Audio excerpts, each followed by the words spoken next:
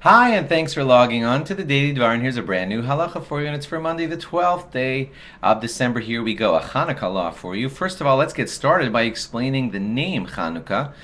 You know that the Syrian Greeks had ruled over the Jewish people at that time and had basically desecrated the temple and made it unusable. And when the Maccabees were able to finally rout the much more powerful Syrian Greek army, they were able to take over the Beis Hamikdash, and when they first the temple, and when they first got there, they found that they weren't able to light the menorah because they didn't have any oil that was pure and unimpurified by the Syrian Greeks. You know, they smashed a lot of the containers, ruined the seals on the containers, and they finally found one container of pure olive oil, and they put it in the menorah, and it was just enough to light for one day, and it would take them 8 days to finally get new light.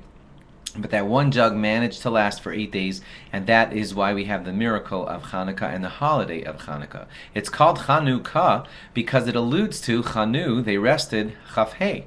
Chanukah. They rested on the 25th of Kislev when finally they were able to take the temple back and light that menorah, and God gave them kind of like a wink and a nod, a sign. That's what a nace is, a miracle, a banner that God says, yes, yes, I'm here for you, and that's what they saw on that 25th of Kislev.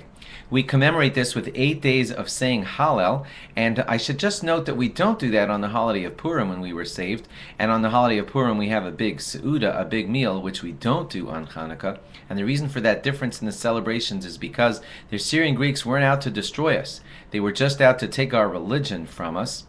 Haman, on the other hand, at the time of Purim, was out to destroy us physically. So when it comes to the holiday of Purim, we celebrate our physical, because that's what was in danger, and therefore we have big, big meal. On Hanukkah, we celebrate the spiritual, and by way of doing that, we praise God with Hallel, with praises to God and singing, but we don't have a big, big festive meal. You can still eat, of course, but the idea of a festive meal is reserved for the holiday of Purim. More laws to follow about Hanukkah as we wind down to it, only a little more than a week away right now. Thanks for logging on, and log on again tomorrow for more. Bye-bye.